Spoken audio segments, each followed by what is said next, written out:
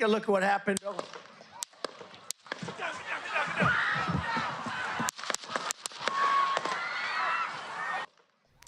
Breaking at 11, a shooting being investigated as an assassination attempt on former President Trump's life. You just heard the shots, and you can see Secret Service swarming the former president.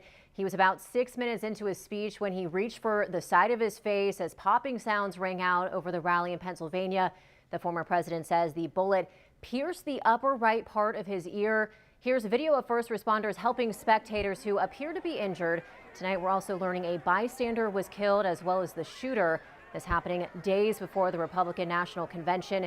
Here are 3 things you need to know right now. Former President Trump was injured but is expected to survive. 1 spectator was killed. 2 others suffered critical injuries, and Secret Service killed the shooter. Tonight we have reaction from local and state leaders as well as remarks from President Biden. But first, we're checking in with Zach Wilcox on your side live from the Duval GOP headquarters. And Zach, you spoke with the head of Duval GOP and our political analyst about what this means for the election.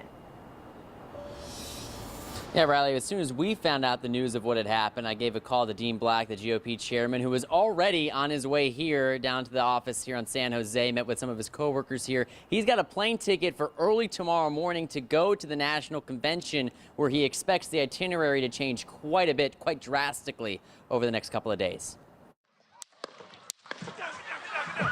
We were watching it and we were like, what are we seeing? Did that just happen? Is this really happening?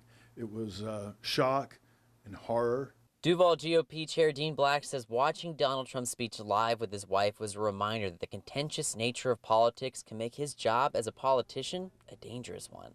I serve in the state legislature, and look, many of us get threats of various types. And no matter what side of this great national debate we're having, you happen to be, you should remember this: we have no choice but to live together. On the other side of the aisle, Duval Democrats Chair Daniel Henry shared a similar sentiment, taking to X to say that political violence is never acceptable, and he condemns it in the strongest possible terms. I asked First Coast News political analyst Andrew Pantazzi what impact the shooting will have on the election. It could help increase how much people are engaged, increase how much people are paying attention, and how much for people who are maybe passive supporters now, that they are more actively realizing the stakes with who are running for president. Black says as he moves past the shock and horror, he feels the attempt on the former president's life will invigorate Jacksonville Republicans in the months leading up to the election. One word sums it up: defiance, and that expressed as hard work to elect President Trump. And we will all get through this as one people. But let this be the last bloodshed for politics in America.